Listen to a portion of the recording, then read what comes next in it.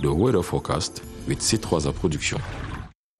Good morning, beautiful people. It's good to have you for this brand new edition of the weather forecast. Happy start of the weekend as we all expect calm weather to dominate in the entire nation this morning, and until the afternoon we'll have a maximum temperature of 35 degrees in the north region, 34 degrees in the east, the southwest region and the littoral region. 30 degrees is expected in the south region, the west and northwest region of the country. For details, ladies and gentlemen, let's go to the Adamo region where the sun will be covered by the clouds this morning, and the same weather condition is likely to prevail until the morning, where we'll have a minimum temperature of 26 degrees and 35 degrees maximum. Next, we go to the center region where the sun will be covered by the clouds this afternoon and no showers are expected. We'll have a maximum temperature of 35 degrees. Let's end now with the southwest region where this morning precipitation are expected in Mundemba, Boya and Limbe. The same weather condition is likely to prevail until the afternoon with a maximum of 36 degrees. Ladies and gentlemen, I invite you to go visit the beautiful Mount Cameroon. Have a good day. God bless you. Take good care of yourselves. That was the weather forecast with C3 Production. CRTV News, ici, toute l'info. Et toute l'info, c'est sur Cameroun Daylight. Bonjour à tous et bienvenue sur cette matinale du vendredi 26 février 2021. Comme toujours, c'est un honneur de vous savoir à l'écoute de la CRTV et de CRTV News. Au menu ce vendredi, nous aurons dans quelques instants seulement la revue de presse avec Yves Fomusso Lebaga. Comme tous les vendredis, il vous fera découvrir quelques titres des quotidiens internationaux, de la presse internationale. Ce sera autour de 6h30. Nous aurons également la page éco de ce vendredi qui va revenir sur ce phénomène de siphonnage des bouteilles de gaz domestique. Vous le savez, récemment, des individus ont été arrêtés en flagrant délit de pratique de cette activité illégale et dangereuse pour la population. La page éco reviendra également sur la lutte contre le blanchiment des capitaux avec un petit détour sur le corridor Douala-N'Djamena. Nous aurons également dans cette édition de Cameroun Daylight, Politics.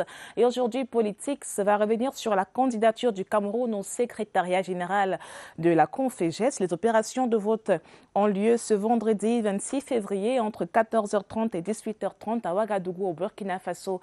Et donc, Sévéra Legambélé va s'entretenir avec le porte-étendard du Cameroun à cette élection-là. Ce sera autour de 7h20. Et nous recevrons sur ce plateau un membre de la congrégation clarétaine du Cameroun. Ils ont récemment mis sur le marché, ou plutôt publié, un calendrier liturgique qu'il viendra nous présenter ici. Ils se préparent à fêter leur cinquantenaire au Cameroun. Voilà en gros ce qui fera le sujet de Cameroun Daylight ce vendredi. Et vous le savez, comme tous les vendredis, on prendra notre invité culture reçu par Emmanuel Mvemloui. Il s'appelle Banglong, il est directeur et producteur de cinéma et il nous parlera de son dernier film avec Emmanuel Mvemloui dans l'invité culture de ce matin. Tout de suite, accueillons sur ce plateau and gentlemen for the press review. Good morning, Yves. Good morning, Gladys. How are you? I hope you woke up well. Yeah, I see you are very handsome this morning. You put a coat. You look beautiful, so I had to be up to the match. You always play well. So, Yves, what are the major stories in your papers this morning? Yeah, Gladys, the papers talk about the Treasury. The Directorate of Treasury has recovered over 12.2 billion CFA francs fraudulently paid into dead civil servants' accounts. Yeah. So the Guardian Post come to that story.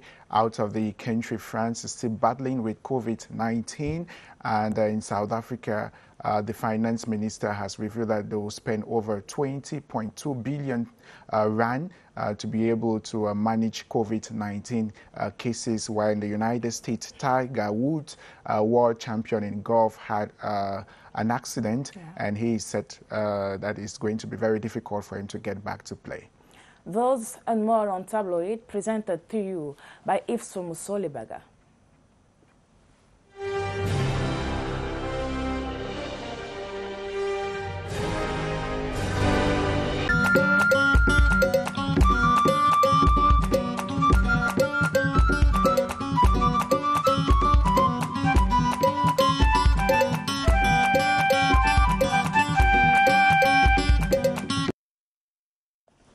Tabloid and CRTV Network, thanks very much for joining us today. We take a look at what the papers are saying in Cameroon and across the national frontiers. We begin this morning with the Guardian Post newspaper. Treasury recovers 12 billion CFA francs fraudulently paid into dead civil servant accounts. The Guardian Post writes, the Directorate General of Treasury, Financial and Monetary Operation in the Ministry of Finance has made an outstanding recovery of 12.2 billion CFA francs, being money fraudulently paid into the accounts of dead civil servants. The fraudulent transactions were done from banks and microfinance institutions that were in charge of writing them. Details of the actions were revealed by the Directorate General of Treasury, who announced that the funds were recovered within the framework of the state payroll consolidation operation initiated in 2018. The 12.2 billion recovered represents only 42.6% of the amount to be recovered by the state in that segment. You can read further in today's edition of the Guardian Post newspaper. Le Soir will talk about the government of the Cameroon Football Federation and has backed his decision to resume the football championship this weekend after an almost one-year hiatus. In a letter by the Minister of Sport and Physical Education, Professor Narcisse Moele Kambi, addressed to Seydou Mbombo Joya, government is put at the disposal of FECAFOOT, the various stadia to host football matches for the Elite 1 and 2 football championships. After receiving the letter, FECAFOOT immediately released a partial schedule of the opening matches, with Renaissance of Ngumu facing AS Matelo of Douala in the opening match of the Elite 2 on Saturday, February 27, while Yafoot welcomes champions PWG Bamenda in the opening match of the Elite 1. Cameroon has been knocked out of the Under-20 Africa Cup of Nations in Mauritania after a 4-2 defeat on post-match penalties to Ghana. Le Messager, in one of its lead stories, say Cameroon's Goni Ali hit the crossbar with the fourth penalty for the Lions, while Kevin Prince Miller's fifth was saved by Ghanaian goalkeeper Donald Ibrahim to send the West African nation through. It was substitute Miller who had headed Cameroon in front in extra time from a corner by fellow substitute Etienne Eto'o, but Ghana hit straight back 70 seconds after with Frank Boateng, who had equally joined the game from the bench. And so it is an end for the Indomitable Lions for the Under-20 Africa Cup of Nations taking place in Mauritania. You can read further in today's edition of Le Soir of Le Messager newspaper. We take you out of the country to South Africa. The Star newspaper writes that Finance Minister Tiko Mboweni warned that it will cost the government at least 20 billion rand to manage COVID-19 cases, to fund the country's COVID-19 vaccine program, as well as its fiscal position has deteriorated sharply. Mboweni said the public finances remain dangerously overstretched, and it was incorrect to suggest that the government was swimming in cash because of the recent increase in tax revenue over the last quarter. He told Parliament that the 2021 budget was funding a massive COVID-19 vaccination campaign while exercising continued restraint on spending growth. In the UK, the Guardian Post says that teachers will get sweeping powers. That teachers will get sweeping powers to decide exam grades in England this year, in a move that was welcomed by school leaders but brought warnings of extremely high grade inflation in the United Kingdom because of a lack of clear guidance. Rules unannounced by the Education Authority. Gavin Williamson will emphasize fairness and flexibility in how each school decides to award A-level, GCSE and vocational grades to replace the summer exams that were scrapped by the government earlier this year following a furor last summer. Algorithms will not be used. Instead, teachers will be asked to assess more than 1.2 million pupils in England. Le Monde writes that the French government is trying to manage the health emergency in the Arab Maritimes. The head of state also wants to prepare after vaccination passport. He was said to be a visionary. He became a manager entangled in the COVID-19 crisis, which he is desperately trying to get rid of. Emmanuel Macron seeks to set a course at the end of his 5-year term where the virus will only have a subordinate role.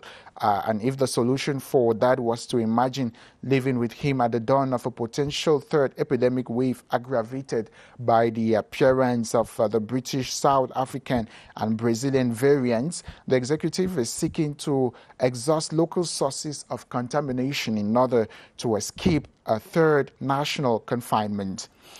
We'll take you to the United States of America, where Tiger Woods, we should never count him out. USA Today headlines, the emotional impacts of the events of Tuesday afternoon hit hard as Tiger Woods himself did in his prime. Reports began to circulate on social media that Woods was in a single car collision in California, and the feelings went from this can't be real to is Tiger alive? The good news, Woods is very much alive, battered, bruised, and held together by literal pins and screws, but he's still there. Tiger Woods, the good news, Woods is very much alive. The bad news, this very well could be the end of the line for Woods on the PGA Tour. But given the severity of the crash, it's best to focus on the good news of him being still alive. You can read further in USA Today. We end with Forbes Africa magazine, which says Elon Musk, the richest man on earth. Forbes Africa questions in a rhetoric. Tesla billionaire Elon Musk is the richest person in the world, once again overtaking Jeff Bezos as shares fell on Thursday. Musk is now worth $182.9 billion $0.9 billion rather, which again makes him the wealthiest person on the planet, according to Forbes estimates. The Tesla chief is now just less than $1 billion richer than Bezos, who falls to second richest person in the world. The two billionaires have spent much of the last week competing for the title of wealthiest person on the planet. Musk took the number one spot from Bezos last week and again last Tuesday, according to Forbes Africa magazine. That does it for what the papers are saying in Cameroon and across the national frontiers. For local newspapers, you can get to the newsstands, buy a newspaper. Most of them sell at 400 francs. And for international newspapers and magazines, get to bookshops and buy them. Read, encourage the press, and have a beautiful weekend.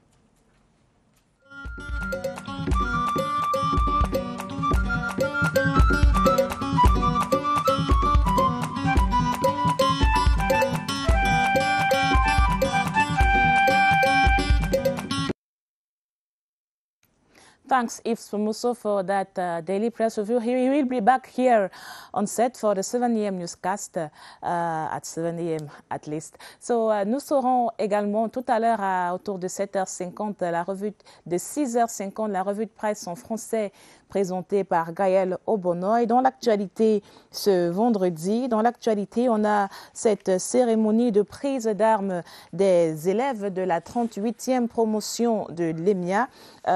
Une prise d'armes qui se fera donc sans le président de la République. Ce communiqué de presse, justement, qui nous vient du ministère de la Défense, eu égard aux contraintes et restrictions charriées par la prévention de la pandémie de coronavirus, le chef de l'État, chef des forces armées, a habilité le ministre délégué à la présidence chargé de la Défense à organiser exceptionnellement en format militaire réduit une prise d'armes à l'effet de remettre les épaulettes aux élèves officiers d'active de la 38e promotion de l'école militaire interarmée, EMIA, arrivée en fin de formation sous le nom de baptême promotion paix et unité. Cette cérémonie sera immédiatement suivie de leur déploiement à des emplois correspondant à leur grade. La cérémonie se tiendra le vendredi 26 février 2021 à partir de 11h au campus de l'EMIA sous la présidence du général de corps d'armée, chef d'état-major des armées et dans le rigoureux respect des mesures anti-Covid. Il s'y est de souligner que l'absence conjoncturelle du chef de l'État et des grands corps constitués à cette cérémonie ne signifie nullement une rupture avec la solennité habituelle des cérémonies de triomphe des élèves officiers d'active arrivés en fin de formation à l'EMIA. Le chef de l'État, chef des forces armées, honorera à nouveau cette tradition bien établie une fois que les conditions sanitaires du pays le permettront. Enfin, le ministre délégué à la présidence chargé de la Défense signale que la promotion à l'honneur le vendredi 26 février est composée d'élèves officiers issus de 6 pays que sont le Cameroun, le Congo-Brazzaville, la Côte d'Ivoire, le Gabon, la Guinée-Conakry et la République centrafricaine. Communiqué signé donc du ministre délégué à la présidence chargé de la Défense, Joseph Betty Assomo. Et si on parlait économie à présent dans cette édition de Cameroun Daylight, la page éco, c'est juste après ceci.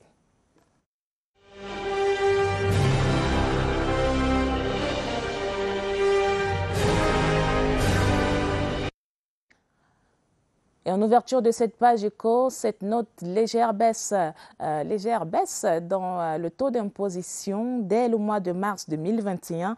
28% sera le nouveau taux d'imposition applicable aux petites et moyennes entreprises dès donc ce mois de mars contre 30% auparavant. Plutôt une bonne nouvelle pour les chefs d'entreprise. Plus de 600 bouteilles de gaz siphonnées saisies à Douala. L'entrepôt, les camions citernes et le matériel de siphonnage ont été mis sous scellé cette semaine-ci dans la capitale économique. 2 personnes ont été interpellées par les éléments de la division de la police judiciaire du littoral. Regardons l'enquête de José Gaëtan Tsanga.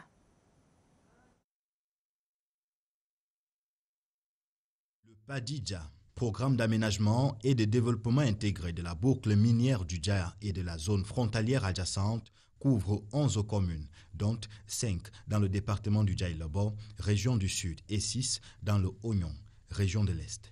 Nous sommes déjà à 3 ans de déploiement opérationnel sur le terrain. Maintenant, le sous-programme 2, en ce qui concerne la réhabilitation des tronçons routiers qui doivent assurer la connectivité entre les communes de notre programme, est en cours. Avec un budget de plus de 3 milliards de francs CFA en 2021, le programme va ratisser l'âge tout en poursuivant les projets en cours. En bonne place, la construction des fermes sémencières à Meyomesala et Messamena, l'entretien des tronçons Bi Mintom et Mesok Nemion 3 Ngoïla. Dans sa composante coopération et appui institutionnel, le PADIDJA va aussi intensifier son action auprès des collectivités territoriales décentralisées. Il y a par exemple la mise en place des CEVEC, les coopératives d'épargne et de crédit au niveau des villages. Il y a aussi l'appui conseil au niveau des communes elles-mêmes par des dotations en matériel informatique. Des projections ambitieuses pour désenclaver la boucle minière du Dja et ses environs en attendant l'exploitation du gisement de fer de Mbalam et des autres bassins miniers identifiés dans la zone.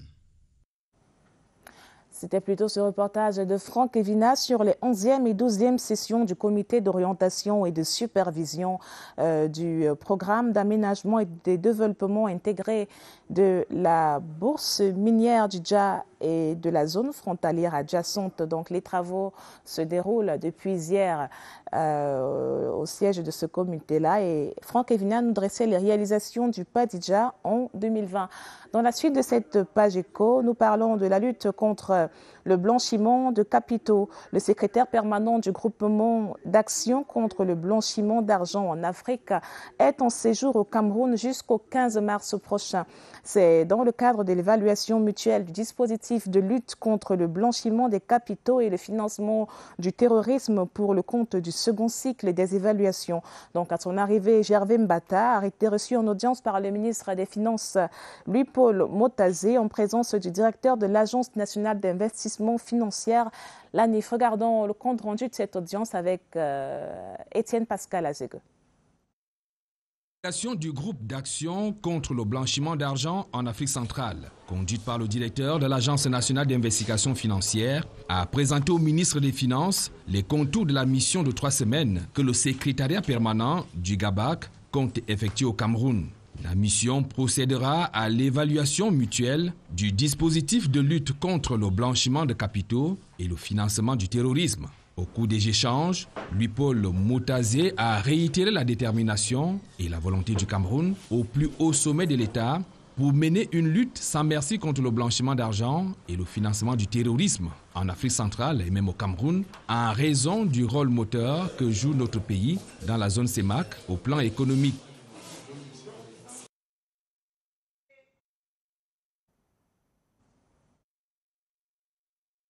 Et cet espoir qui nous vient du chemin de fer Ngaoundéré-N'Djamena. Les études de faisabilité sont sur les rails et c'est grâce à la convention signée entre les ministres de l'économie et la Banque africaine de développement récemment à Yaoundé. Marie-Laurence Kay pour les détails. L'extension du chemin de fer Cameroun-Tchad vient de connaître une impulsion décisive. La coopération triangulaire Cameroun-Tchad-Banque africaine de développement vient de permettre la mise à disposition des fonds nécessaires pour la réalisation d'une étude technique. Coût de l'étude, 3,2 milliards de francs CFA. Aujourd'hui, le Cameroun sert de porte d'entrée pour le Tchad au niveau de la mer et facilite évidemment les échanges commerciaux de ce pays avec le nôtre. Nous voulons voir ces échanges s'intensifier en utilisant des alternatives qui viennent aussi bien compléter les différentes options de transport, mais surtout améliorer, réduire les coûts. Le chemin de fer a cette particularité d'être peu polluant et il permet aussi de transporter à des coûts les plus faibles des marchandises lourdes. L'élimination des checkpoints, la baisse du coût des transports et l'amélioration de la compétitivité des prix des marchandises rendues à N'Djamena sont entre autres impacts attendus de ce projet. Le Cameroun peine à produire assez de lait pour satisfaire la demande nationale. On estime le déficit annuel de la production laitière à environ 120 000 tonnes. Récemment, dans la région du Nord, 16 organisations de producteurs laitiers ont reçu 164 vaches à lait importées de France. La cérémonie de distribution des Montbéliards était présidée à Longuéré par le ministre de l'Élevage, des Pêches et des Industries animales, le docteur Taïga. Ousmane Assanda de Chart TV Nord nous dresse le compte-rendu. Les génisses Montbéliards arrivés à Garoua le 3 octobre 2020 sont d'abord passés s'acclimater à Louguéré, situé à une centaine de kilomètres de Garoua. Après une période d'acclimatation réussie, ce sont des vaches à lait accompagnées de leurs veaux qui ont été remises comme promis aux organisations des producteurs laitiers. Un rêve devenu réalité pour les bénéficiaires du centre de l'Adamawa et de l'extrême nord. C'est un acte très fort qu'il a posé pour la production laitière. Je suis très contente. Je faisais trop d'efforts pour un petit résultat. C'est un nouveau départ. Donc tous les membres sont vraiment contents de recevoir ces vaches à haute potentialité. Nous comptons booster cette production de lait. Cette action du gouvernement, financée par la Banque mondiale à travers le projet Prodel à hauteur de 54 milliards de francs CFA, entend révolutionner l'agriculture et partant réduire le déficit laitier de 120 000 tonnes par an au Cameroun. La révolution agricole voulue par le chef de l'État est en marche. Vous avez vu tout à l'heure une traite mécanique. C'est la petite technologie à partir de la traite. La vache elle-même, c'est un outil technologique parce qu'il s'agit de génétique travaillée par des éleveurs français qui aujourd'hui s'adaptent au Cameroun. Les résultats sont donc attendus dans les fermes puisque la page de l'élevage contemplatif est tournée. Il s'agit maintenant d'un business capable de casser la chaîne du sous-développement au Cameroun. Immersion à présent sur le corridor Douala-N'Djamena-Bangui, un corridor qui fait vivre de nombreux de nombreuses tracasseries aux transporteurs routiers sur cette route nationale. Un parcours de combattants marqué par de multiples barrages de contrôle, l'absence du GPS sur le long du tronçon. Lucrèce Mbenga retrace le calvaire des transporteurs du corridor Douala-N'Djamena-Bangui dans cette enquête. Les conventions internationales ont instauré 5 checkpoints, 2 dans le corridor Douala-Bangui, 3 dans le corridor Douala-N'Djamena. Mais les transporteurs n'en finissent plus de compter les postes de contrôle.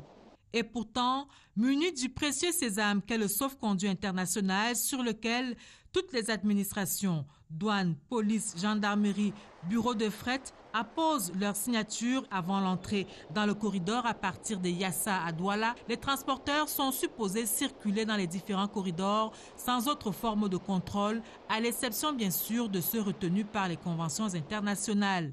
Mais la réalité est tout autre. Entre les contrôles de façade et les postes de péage factices, les transporteurs noient une bonne partie de leurs bénéfices. La course d'obstacles, c'est aussi le GPS. Instrument de suivi et de traçabilité des marchandises, l'importance et l'efficacité du GPS n'est plus à démontrer. Seul bémol, ces frais de location imputés abusivement aux transporteurs. Ça pose sur la batterie du camion avec à la clé des problèmes mécaniques, mais aussi et surtout son nombre jugé insuffisant, ce qui ouvre la voie à toutes sortes de trafics. À ces obstacles s'ajoutent ceux liés à la qualité de la connexion et de l'énergie. Tout ceci impacte négativement la dématérialisation des procédures sur la place portuaire. À la fin du parcours, les coûts du transport de transit s'en trouvent renchéris et les acteurs du secteur y perdent en temps et en argent.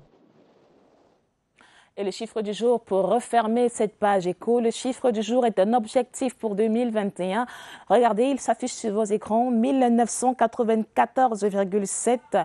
Le chiffre représente le montant des recettes à recouvrer par l'administration fiscale cette année, 1984,7 milliards de francs CFA. Et c'est la fin de cette page éco. Rendez-vous tout de suite pour prendre notre invité culture.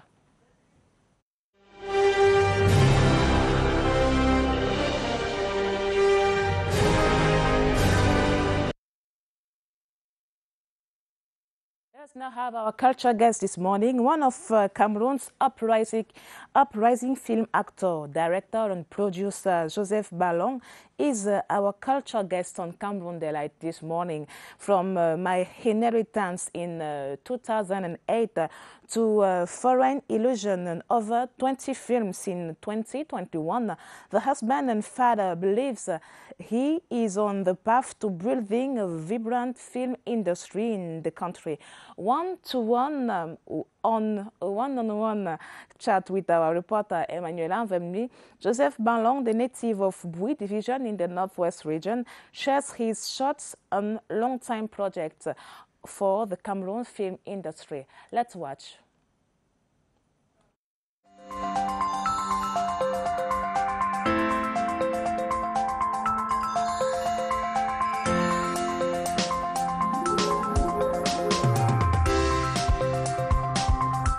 Let's bid farewell to the month of February, culturally speaking, by talking Cameroon cinema. And we have someone in the house, the best person to talk about it. Ballon Joseph is a film actor, a producer, and a director. He is, of course, our last culture guest for this month. JB, glad to have you on Cameroon Daylight. You're on in front of the cameras, but not to shoot for a TV series or something. To communicate rather to Cameroonians on your career as a film actor, as a producer, and as a director. I learned from my findings that your upbringing has a lot of impact in what you do today, from the folktale bedtime stories your grandfathers told you as a kid. You're now doing film in Cameroon.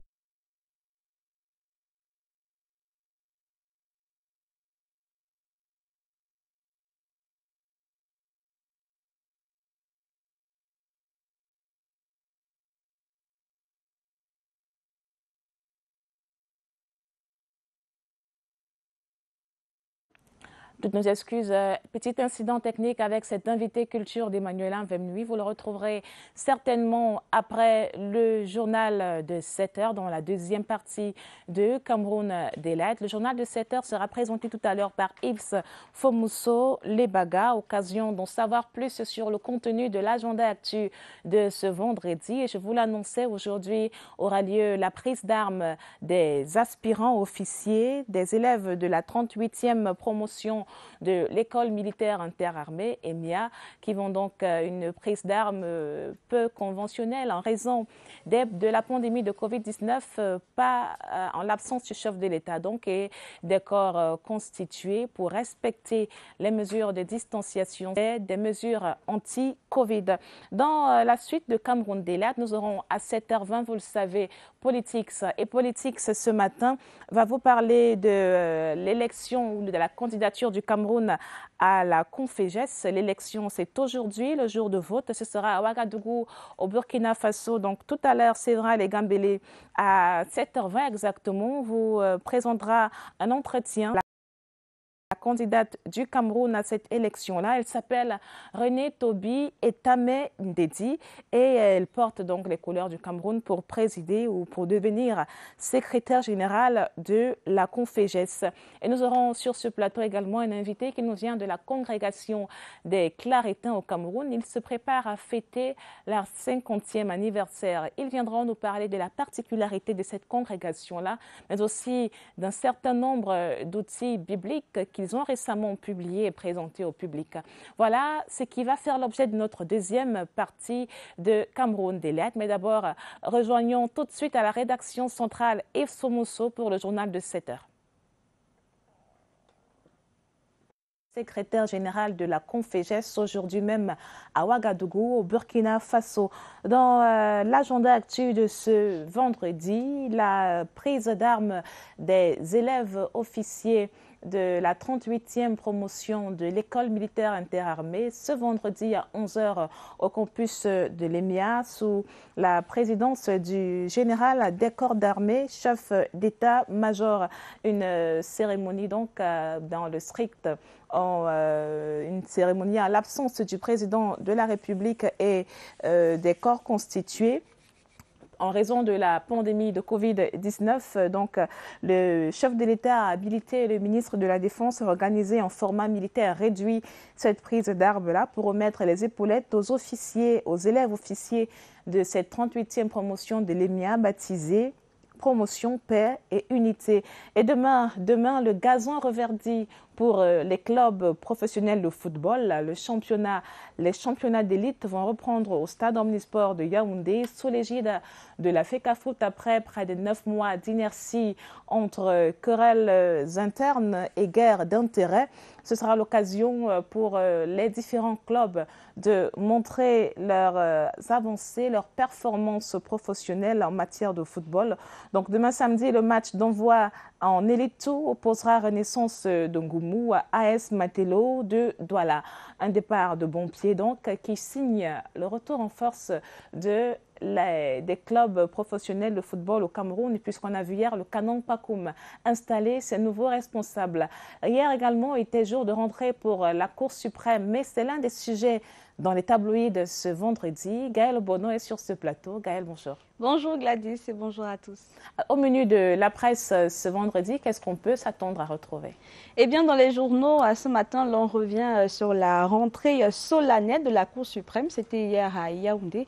L'on parle également dans nos journaux de la correspondance du ministre de l'administration territoriale donnant les pleins pouvoirs de la Fédération camerounaise de football à Sédou Bombonjoya. C'est à retrouver tout de suite.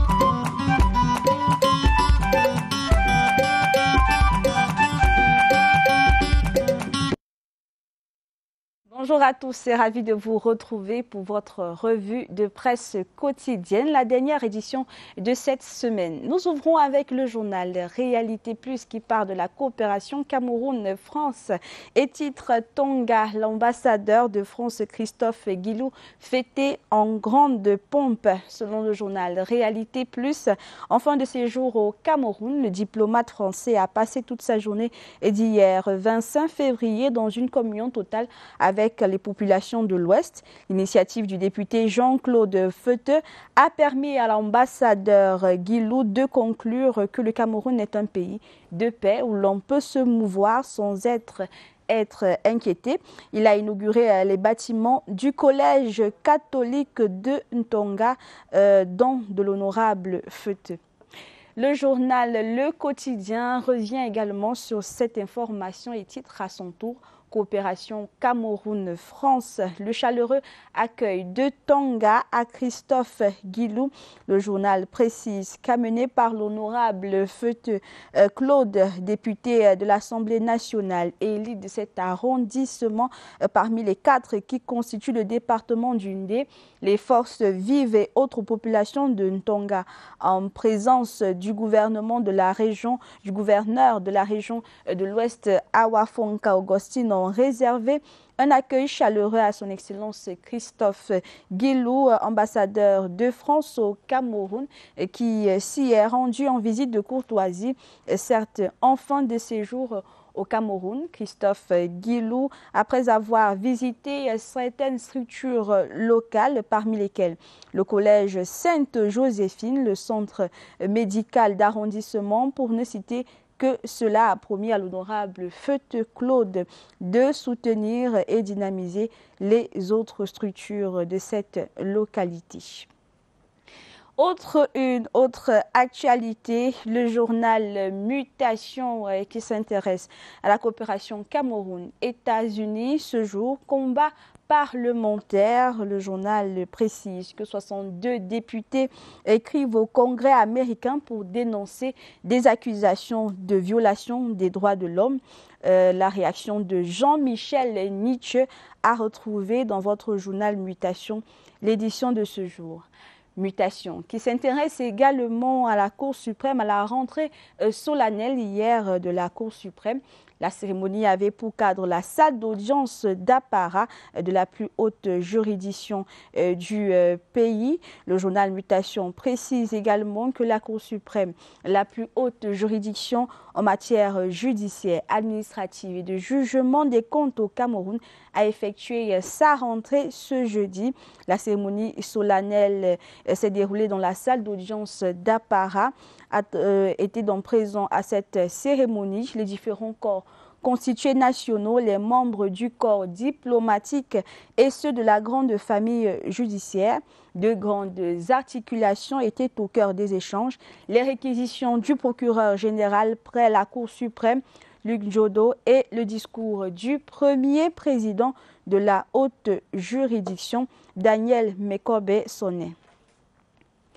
Parlons FECAFOOT à présent à la une du journal L'Indépendant, Lueur et l'heure, titre le journal, le quotidien, le gouvernement via le ministre de l'administration territoriale Paula Tangandji, se référant à la position réitérée par la FIFA, demande au gouverneur des régions de considérer Sédou Bobo Joya comme seul et unique responsable devant conduire les activités de la FECAFOOT jusqu'à l'élection d'un nouvel exécutif à la tête de l'instance fêtière nationale du football.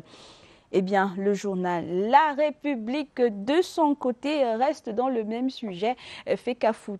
Le glas du bicéphalisme, s'exclame le journal La République Presse, et précise, se référant à la position réitérée par la FIFA, le gouvernement, à travers une note du ministre de l'Administration, a donné son notion à Sédou Bombo Joya, faisant suite à une correspondance du ministre des Sports notifiant à la FECAFOOT la mise à sa disposition des infrastructures étatiques et des moyens financiers nécessaires pour la reprise sans délai des championnats de football locaux. Paula Tangandji demande au gouverneur des régions de considérer le prince de Fumban, comme l'appelle Le journal La République Presse comme seul et unique responsable devant conduire les activités de la FECAFOOT et jusqu'à l'élection d'un nouvel exécutif à la tête de l'instance nationale de football. Décidément, le sujet de la FECAFOOT fait les choux gras dans nos journaux ce matin et fait couler de l'encre puisque le journal Le Soir, le tri-hebdomadaire, s'intéresse également et précise à son tour organisation et fonctionnement du football camerounais. L'État choisit Bombo Dioya. Le journal Le Soir précise également que dans une correspondance du MINAT, les gouverneurs de région sont appelés à considérer Sédou Bombo Dioya comme seul et unique responsable devant donc conduire la Fédération camerounaise de football. Dernière une en économie, le financier d'Afrique, gestion portuaire, les secrets de la réussite de la RTC et du PAD, gestion transparente et optimale des ressources, remise en état des infrastructures, amélioration de la qualité des services, acquisition des équipements adéquats, un personnel conscient des défis. Ce sont des réalisations du port autonome de Douala à ce jour qui sont présentées par le journal Le Financier d'Afrique, l'édition de ce 26 février. À lire également à la une du journal Le Financier d'Afrique, l'interview de Faustin Dingana, directeur délégué de la régie de la RTC du port autonome de Douala. Voilà qui vient mettre un terme à cette revue de presse. Merci d'avoir été des nôtres et de poursuivre sur nos antennes.